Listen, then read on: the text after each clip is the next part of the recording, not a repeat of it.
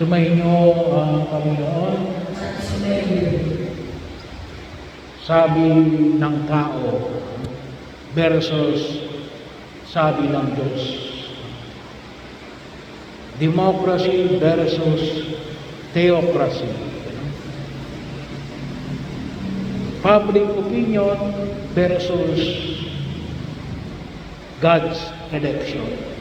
Ito po yung bahagi ng ating pagninilay sa araw na ito. Pagkakataon na makita natin ano ba yung naging pamantayan na maunawaan natin ang ating pagkilos. Ano ba yung pinanghawakan natin? Yung sasabihin ng tao o yung sasabihin ng Diyos? Sa atin, mas malakas yung sasabihin ng tao kaysa sasabihin ng Diyos. Bahagi ho.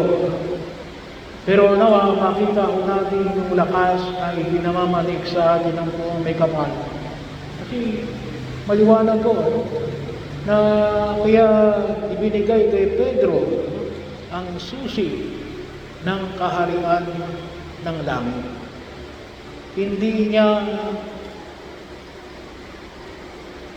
binigyan ng pansin kung ano yung sabi ng tao. At kung mapapansin nyo natin sa Ebanghelyo, nung tinanong na Jesus, ano ang sabi ng tao tungkol sa akin? Anong sabi? Kayo po si Juan Bautista. May konting kawangs.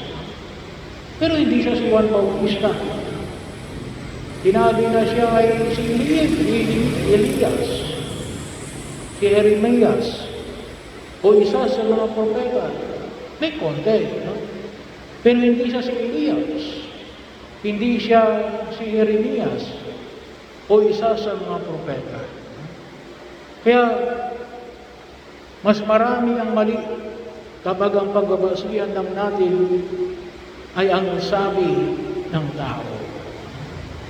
Bahagi o na makita o natin na nawa ang maging bahagi ng ating pamantayan ay hindi yung sabi ng tao.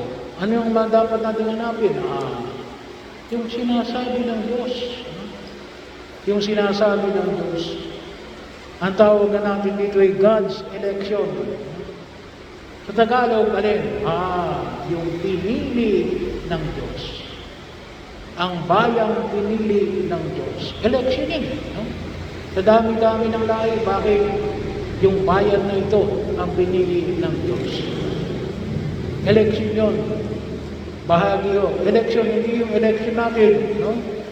Muling alin? Inelect ng Diyos. Ang Diyos ang pumili para makita ho natin. Kaya maganda ho yung mga pinahayag sa atin ng unang pagbasa sa aklat ni Propeta Isaiah. Ano yung pinamanik doon? Pinagsabihan si Sabnang. Anong sabi ng Panginoon kay Sabnang? Aalisin sa iyo ang iyong kalungkulan at palalayasin sa iyong kinalalagyan. Tatawagin ko sa araw na iyon ang aking lingkod. Papalitan siya. Sino ipapalit sa kanya? Si Eliakim na anak ni Mesias. Siya ang pasusuotin ko ng iyong buong kasuotan. Ibibigay ko sa kanya ang iyong kapangyarihan. Siya ang magiging pinakaama ng Jerusalem at ng Juda. Ibibigay ko sa kanya ang susi ng bahay ni David. So bahagi ko yun, kaya makita natin. Ano yung pamantayan na naman makita ko natin? Kumisan, we please people. Pero kumisan alin? In pleasing people, we displease God. Bahagi o nanawa, kumisan tayo ay malaking tinatrabaho para maging maganda yung mukha natin sa tao.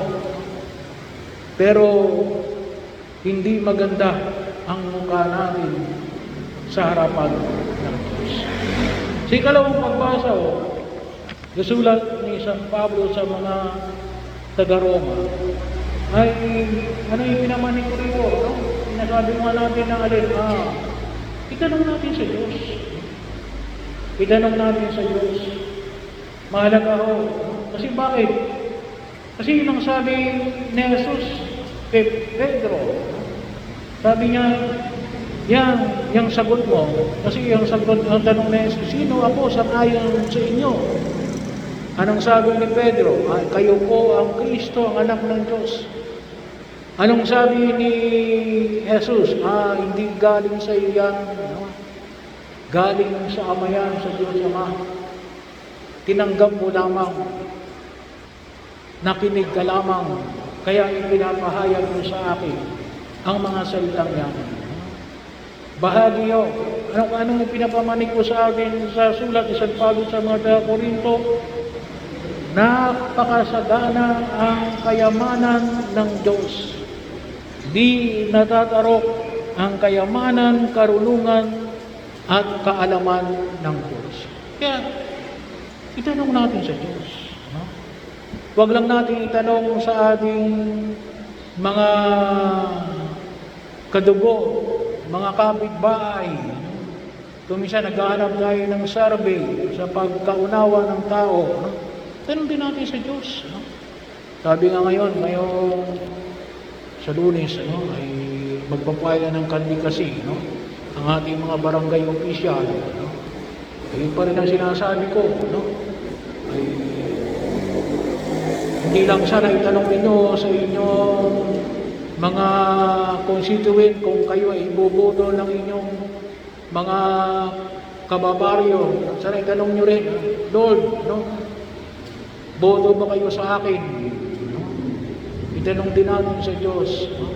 Kasi yun ang magbibigay sa atin ng lakas. Hindi naman maaaring, hindi na hulugan na kapag sinabi ng Diyos na na sige tumakbo ka, hindi naman maaaring siguro na automatic, no? Mananalo ka.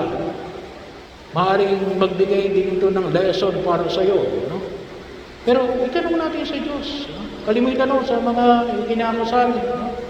Pinapaalala ko doon sa mga ikinakasal, no?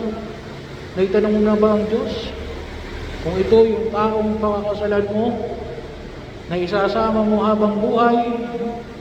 Ay kung hindi pa, itanong mo sa Diyos. No? Kayo ay papasok sa trabaho, o maaaring magre-resign sa inyong trabaho, pupunta sa ibang lugar, no? Pupunta ng abroad. No? Hindi kaya ay anumang mga milinyo sa buhay. No? Tanong niyo sa Diyos. No? Tanongin niyo sa Diyos. At sana po pakinggan natin kung ano yung kalooban ng Diyos. Sabi ka, naandoon yung higit na karunungan na ipinamamanik sa atin ng buong kapal. Hindi naman sinasabi na kapag nakinig tayo sa Diyos, hindi na tayo mahihirapan. Hindi. Nung si Pedro ibinigay sa kanyang susi ng kaharian ng Diyos, bilang pinuno ng mga alagad ang kinikilala natin Vicar of Christ, hindi na hulugan na nawala na yung kanyang hirap. Hindi. Pinako pa nga siyang nakabaligtad sa krus. Bahagi. Pero, di ba maluwag sa kalooban na kapag ginagawa mo yung isang bagay, gaano man kahirap o kadali, maliwanag sa iyo na ito yung pinagagawa ng Diyos sa akin. Ito yung alam kong pinagagawa ng Diyos sa akin. Ginagawa ko lang yung kalooban ng Diyos. Napakalaki pong kagaanan ng loob. Kapag nakita natin na ginagawa natin ang kalooban ng Diyos. At yun ang bahagi yun. Hindi naman sinabi na hindi nyo napakinggan ang sinasabi ng tao. Kung babalikan ko natin yung ating pag-inilay noong nakaraang linggo, isa sa mga principle natin yun ang simbahan at ang ating pananampalataya ay inclusive, but hierarchical. No? Pwedeng pakinggan niyo yung sabi ng Diyos. Pwedeng pakinggan niyo yung sabi ng tao. But hierarchical. Ano yung dapat na mauna? Ang hindi pwedeng mawala, may hierarchy. Yung sabi ng Diyos. So pwede pala na sabi ng tao at sabi ng Diyos. Pero nung unahin, yung sabi ng Diyos. Yun kasi yung hierarchy. At maliwanag yun, no? Maliwanag na katulad ni Pedro, hindi tayo pababayaan ng Diyos.